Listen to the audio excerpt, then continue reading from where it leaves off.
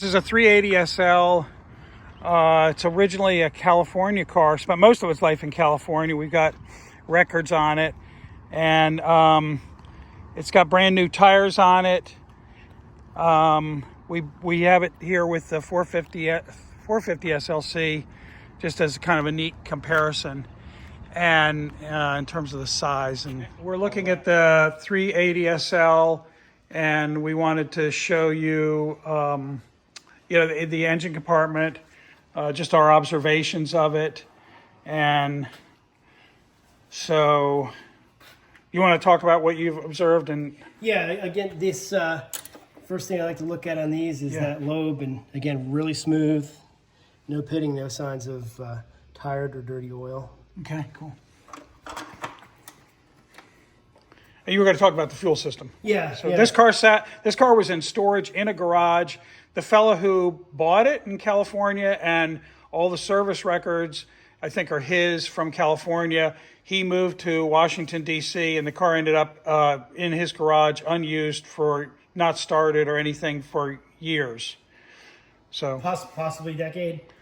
I'm not sure. I can't remember exactly, because we've had this car for a long time, and we've had it for 4 years or something, and it's basically been sitting in our warehouse. So go ahead and say what so the gas that was in it had fouled. It had the turpentine smell, and it was very, very dark.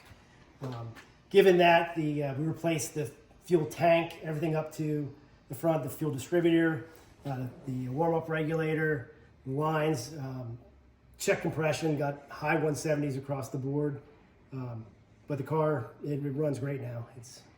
It did run with the older fuel, but that's something that you shouldn't do. Great. Okay.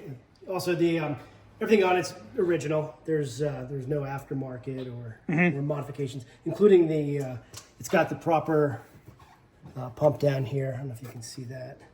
California car. Oh, okay. Yeah, so it's very original looking.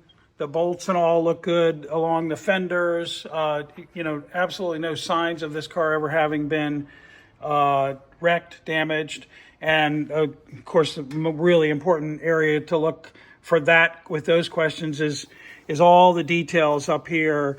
Just like here, and how it matches perfect here, and just every little bit along in here, where they have the VIN stamped in there, and then going down into the front, where it's not quite as clean, but it's very original, and all the welds and everything. We talked about on that other car how looking at the screws and stuff like that. So the one thing that's very telling are these the condenser fan wiring. Yeah. The loom. It's whenever they're replaced, you never see the original zip ties. Yeah. Wow. Those are factory zip ties? Yep. God. It's kind of weird. So it's a good car. Runs and drives great. And I guess that's about it. Anything else? Okey-doke.